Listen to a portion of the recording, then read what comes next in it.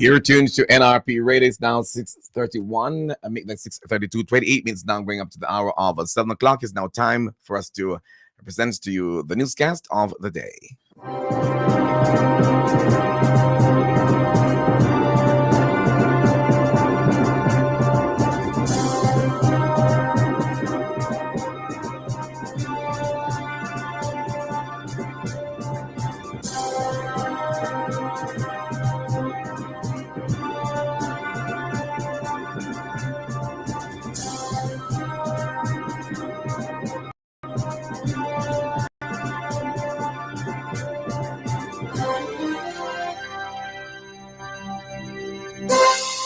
A very pleasant morning to you. Welcome now to our platforms, nrpmediaja.com, our radio platform, also Facebook and YouTube at NRP Media JA. It's Monday, March 18, 2024.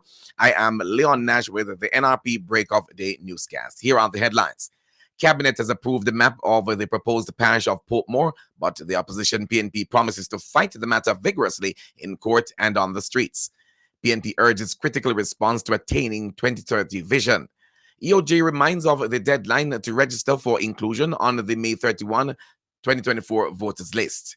22-year-old electrician slapped with murder and several other firearm-related charges. And in sport, Jamaica Football Federation reacts to FIFA's announcement of the Under-17 FIFA World Cup for both men and women. The news today is brought to you courtesy of NRP Radio, reaching you where you are. No boundaries, no limitations whatsoever.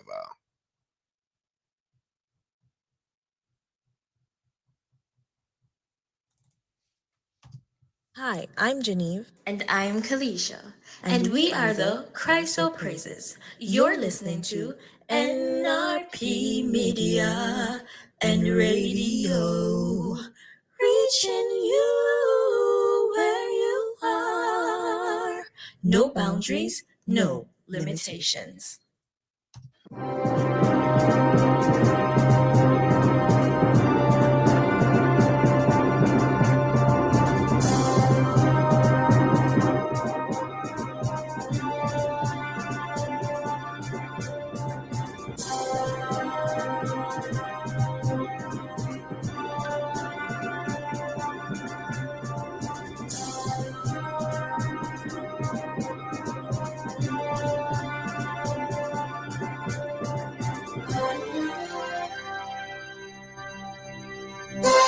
Welcome back, and now for the details of the news. The Cabinet has approved the map of the proposed parish of Portmore prepared by the National Land Agency.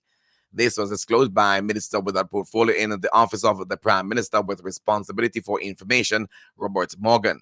He said that the map's approval is a technical step that forms part of the process to make Portmore Jamaica's 50th parish.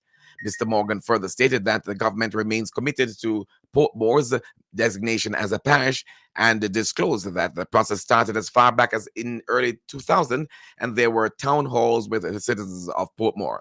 He added that the National Land Agency and the Portmore Municipal Corporation were engaged along with other various stakeholders within and outside of the government to come up with this boundary. He announced that the next step is to table and amend the bill in Parliament so that Portmore can finally become a parish, which is a commitment that the government has consistently made. Meanwhile, the People's National Party says it will vigorously fight any move by the government through the courts or even on the streets. The planned parish boundaries released last year would leave parts of some constituencies, including St. Catherine Southern and St. Catherine East Central, in the new parish of Portmore, while other parts of these constituencies would be in the St. Catherine parish. Member of Parliament for St. Catherine Southern, Fitz Jackson, who is also the People's National Party spokesman with special responsibility for affairs concerning Portmore, says that while there is still uncertainty about what will be the parish boundaries, there is cause for concern with the government's announcement.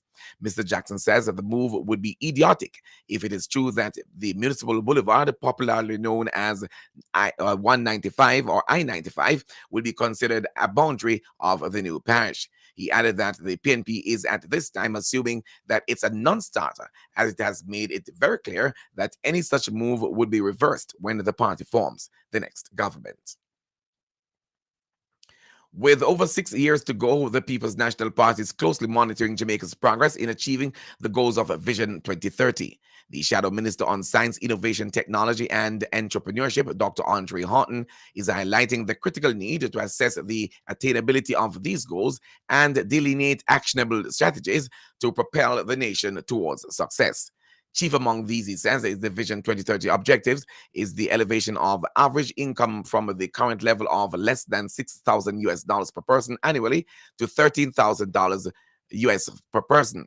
Dr. Horton expressed that achieving this target necessitates an increase in average income by more than 1,000 US dollars annually over the next 7 years. Based on the current growth trajectory, Jamaica, he says, may not reach this goal until around 2060. Dr. Horton says that or highlighted that amidst this challenge lies an unprecedented opportunity for transformative technologies such as blockchain, artificial intelligence, and big data. These, he says, or these innovations, he said, offer Jamaica promising avenues to enhance productivity and competitiveness through digital transformation.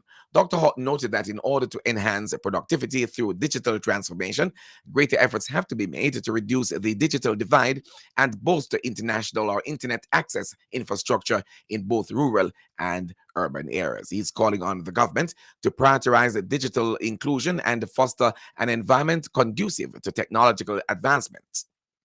And he says this must be done through collaborative efforts, harnessing the transformative power of digitalization and propel itself towards a prosperous future. The Electoral Office of Jamaica is reminding eligible individuals that the deadline to register for inclusion on the May 31, 2024 voters list is March 31. The OJ emphasizes the importance of voter registration as it enables individuals to exercise their rights to vote.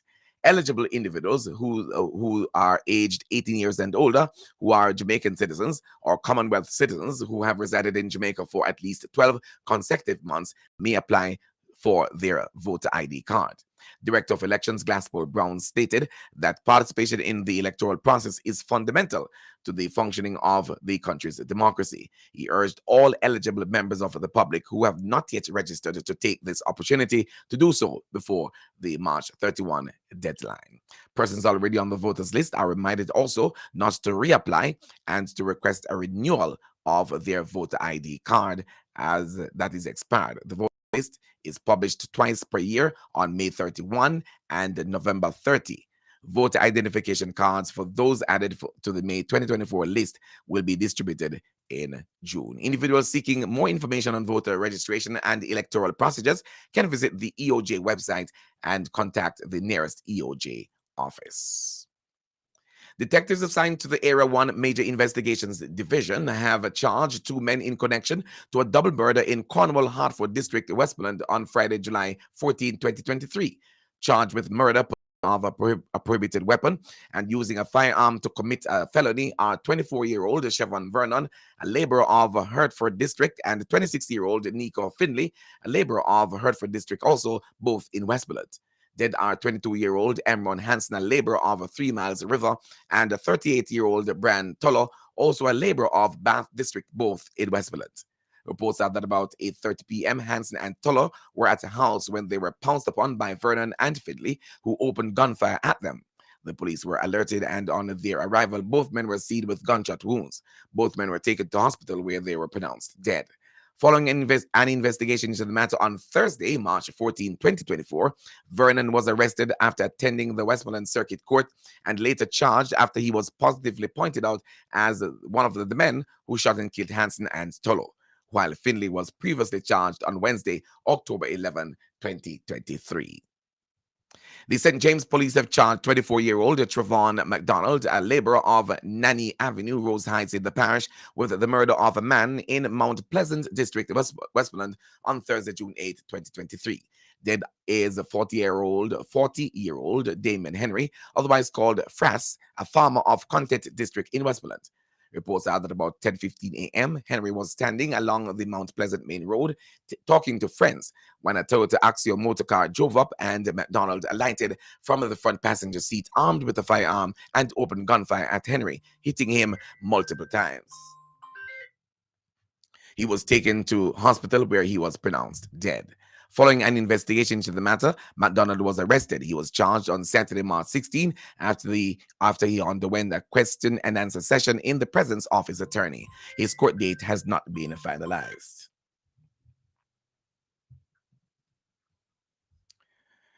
20-year-old, that should be 22-year-old Kimani Jackson, otherwise called Manny, an electrician of Reed's Pen, Portmore St. Catherine, was slapped with murder and several other firearm-related charges following an incident in Reed's Pen, Portmore St. Catherine on Monday, December 25. He was charged with the murder of 28-year-old Romara Mead, a driver of Crescent Lane, Old Brayton in the parish. Jackson was also charged with conspiracy to murder, using a firearm to commit a scheduled offense, being part of or participating in a criminal organization, possession of a prohibited firearm, and possession of a prohibited ammunition. Reports of the Portmore police are that about 2:50 a.m., Jackson was in the company of a group of men who approached Meade when an argument developed between them. It is alleged that one of the gunmen pulled a firearm and opened gunfire, killing Meade before escaping in the area. An investigation was launched and Jackson was arrested. He was subsequently charged after he underwent an interview session in the presence of his attorney. The other gunmen are currently being sought by the police. The court date has not been finalized. You're listening to news on NRP Radio, your primary Christian source for news, sports, and the weather on nrpmediaja.com, reaching you where you are. No boundaries, no limitations. We'll be back right after this. Hepburn's Glass Supplies is the latest trend-setting supplier of glass and mirrors in the industry. We specialize in tinted and clear glasses, as well as mirrors for all your windows, doors, and closets at very competitive prices. To maximize your shopping experience, we stock 316 and 1/8 mirror thickness and 316 and quarter thickness in our entire stock of float glasses. We have in stock gloves, cutters, and suction cups at unbeatable prices. Our customer service is second to none, with same-day cutting for your specific measurements. Visit our office at 13 Chisholm Avenue, Kingston 13. Call us at 9080962 or email hepburn.glass@gmail.com. Hepburn's Glass. Quality service is our priority.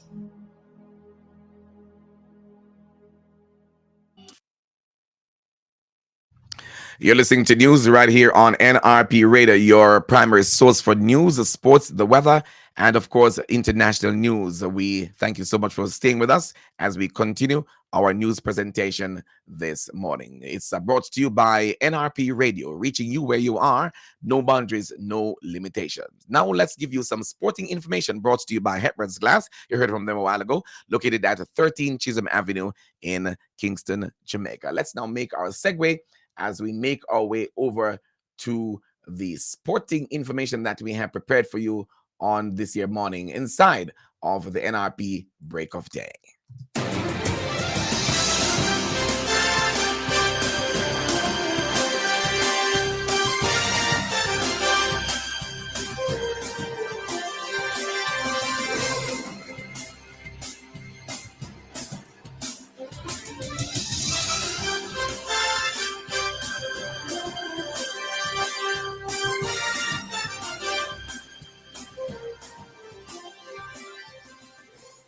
All right, and we kick off on football in our sports stories segment. The governing body of the World Football FIFA has announced that the Under-17 FIFA World Cup for both men and women will be held annually and not every 2 years starting in 2025. There will also be an increase in the size of the tournaments. The Under-17 Women's World Cup is set to expand from 16 to 24 teams, and the Under-17 Men's World Cup is set to expand from 24 to 48 teams. Currently, CONCACAF has 3 spots for the Under-17 FIFA Women's World Cup and 4 spots for the Under-17 FIFA Men's World Cup.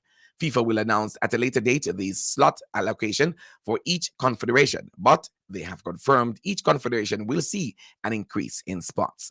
Meanwhile, chairman of the technical committee of the Jamaica Football Federation, Mr. Rodolph Speed, has reacted to these latest developments from FIFA.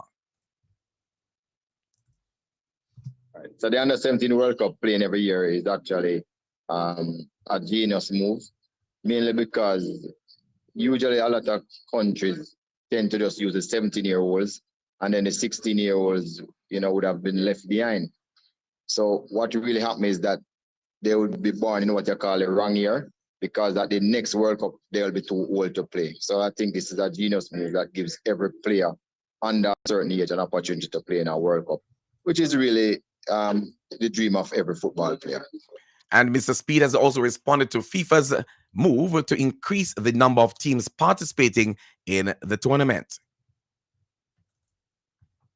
The movement, the increase in the amount of teams in all the competition again is significant, because a lot of us developing nation really can't get to catch up because of the limited number of teams that actually play in each competition.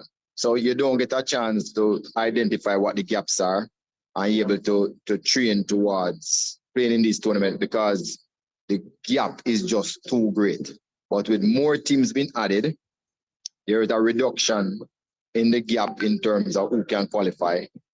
Gives Jamaica a better chance to qualify, because once you're there, it is easier for you to maintain that type of discipline and the commitment and try to secure more funding to go there already. So it is really a good thing to go up to 48. I mean, in our region, there are some powerhouse teams. This will enable additional teams. I hope we get about 6 spots to be able to go to the World Cup, because that will really be for Jamaica. That was chairman of the technical committee at the Jamaica Football Federation, Mr. Rudolph Speed. On cricket, Royal Challengers Bangalore claimed their first Women Premier League title with an 8-wicket victory over Delhi Capitals in the final in Delhi. Delhi crumbled for 64 for naught to 87 for 7 and were bowled out for 113 in the 19th over, with Shiyanka Patil taking 4 for 12. RCB labored slightly in their chase of 114, but Australia all-rounder Elise Perry's unbeaten 35 helped them reach their target with 3 balls to spare. Delhi have lost both finals of the first 2 WPL tournaments. The Capitals, led by former Australian captain Meg Lanning, also finished top of last year's table before being beaten by Mumbai Indians in the inaugural showpiece.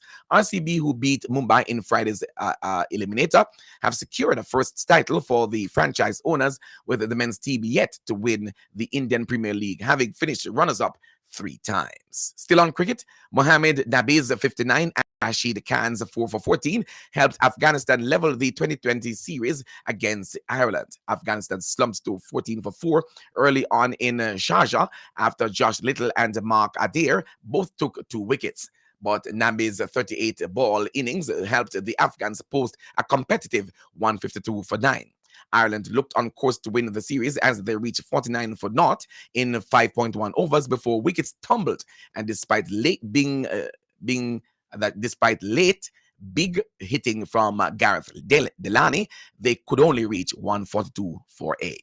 The series decided will take place in Sharjah today, which will round off 3 weeks of action between the countries. Ireland having won the one-off test in Abu Dhabi.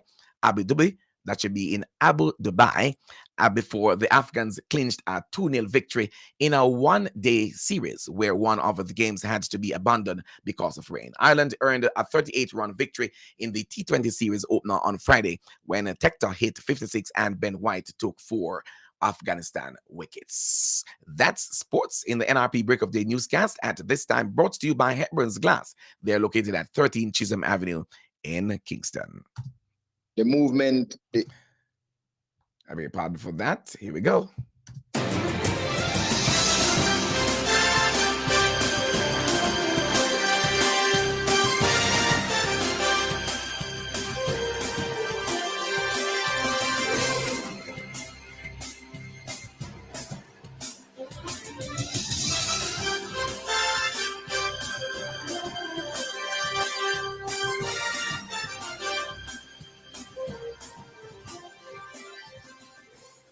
We thank you very much for staying with us right here on NRP Radio and NRP Media as we bring to you the newscast on this year Monday morning.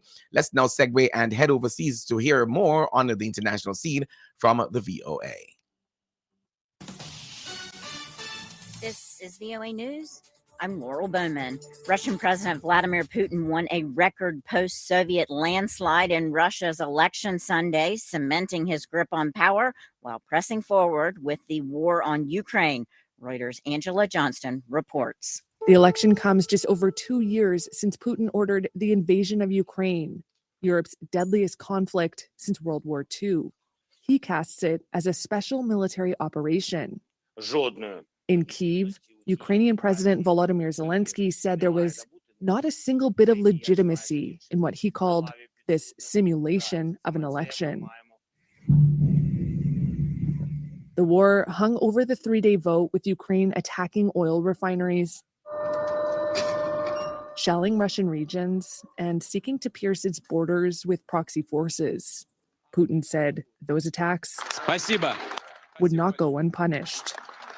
Meantime, President Putin said he supported an idea to release late opposition leader Alexei Navalny in a prisoner exchange just days before the man who was his biggest foe died.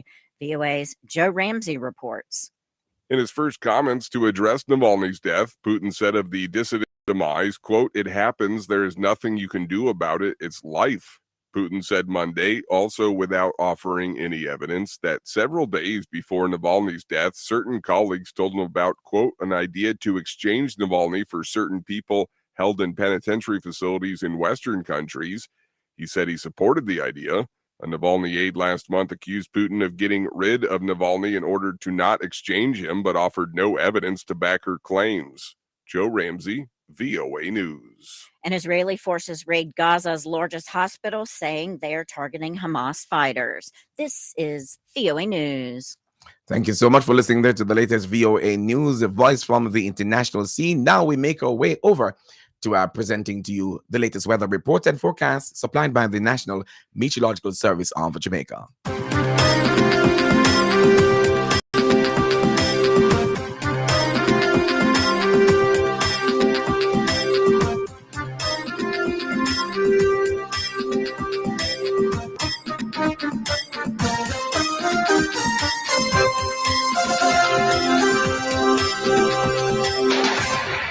The National Meteorological Service of Jamaica is reporting that there is a significant feature of a high-pressure ridge and low-level jet stream across Jamaica. Both weather features are expected to remain across Jamaica until Tuesday, when a trough enters the Central Caribbean. In the 24-hour forecast this morning, expect mainly sunny conditions. This afternoon, mainly sunny and windy, especially across southern parishes. Tonight, mainly fair and windy. In the 3-day forecast, starting tomorrow, Tuesday through to Thursday, isolated afternoon showers over the 3 days, mainly across sections of eastern parishes. In terms of other current regional features, there is a cold front across the Gulf of Mexico. Maximum temperature expected for Kingston today, 33 degrees Celsius. Maximum temperature expected for Montego Bay today, 33 degrees Celsius. That is the latest weather report and forecast on NRP Radio.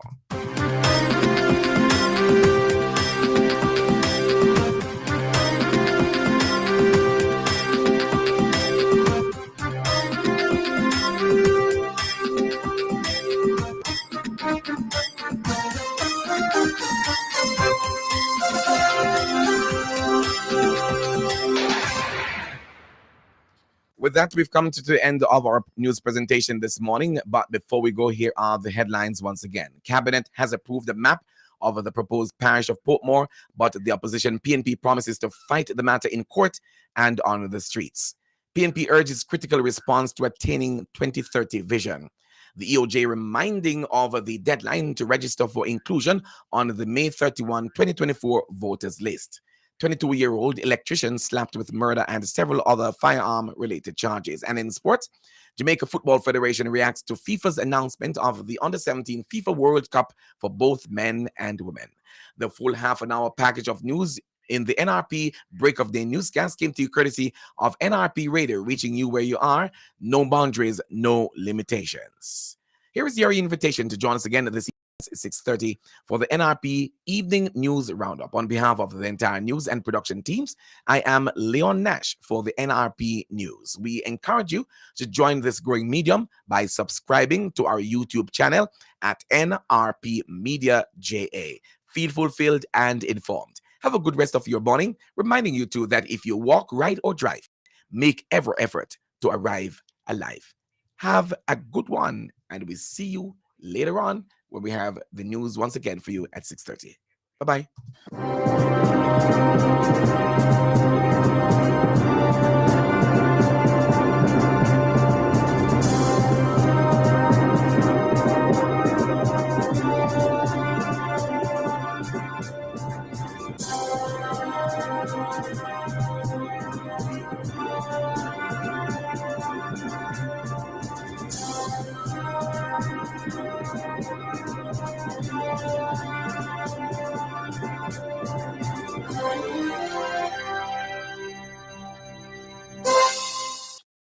Coming up at 7 o'clock on the top of the hour, that's 3 minutes away from now, we're going to be having the program Let the Word Speak with Reverend Paul Blair. You stay tuned and keep it locked on this station. We're now going to be heading back over to our radio platform that's at nrpmediaja.com. nrpmediaja.com. So please, we thank you for joining us on YouTube and Facebook. Now let's segue and go back over now to our radio platform at nrpmediaja.com.